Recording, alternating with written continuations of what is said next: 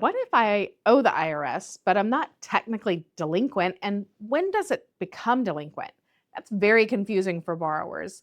Let's be the guru here and jump into one, when are taxes actually considered delinquent when it comes to the mortgage world? And two, which loan programs allow for what? Because this is a strange situation.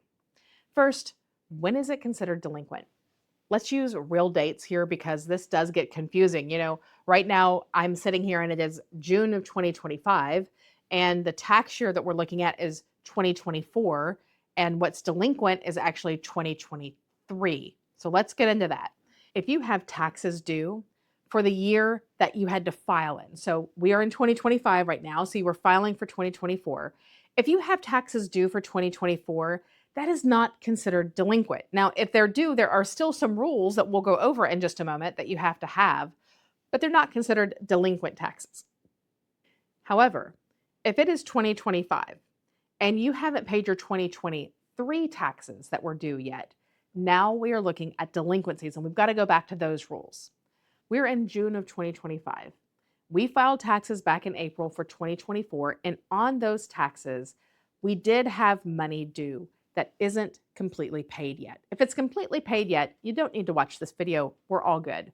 But when it's not completely paid, different loan programs have different scenarios that have to go into play. This is not as strict as it was for the delinquency, with one exception. We'll get to that last. First, let's talk about conventional and VA and actually FHA, because they all kind of have the same rule. One, they want you to have a payment plan in place if you're not paying it all off before closing. Two, we need to make proof of that one payment made. And three, it's got to be included in the debt ratio.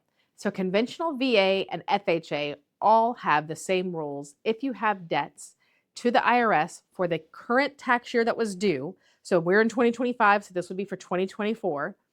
These are the rules for that situation. Now, USDA is a little bit more strict. USDA still wants that payment plan in place.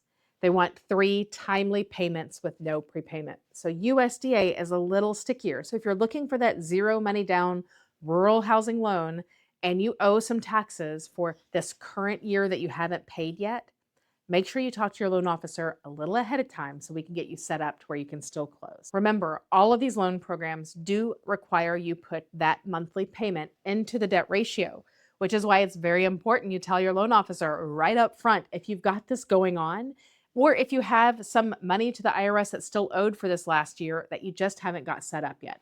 Talk to us at the upfront so we can set you up for success. And by the way, all of this information is on your Recharging with Champions website. It's going to be in your July content calendar when that comes out. Go check out the June content calendar. It is all new. If you've looked at Recharging with Champions before, starting in June, we went with an interactive content calendar that has scripts. It has got all kinds of templates that you can use for your video and for your stationary posts.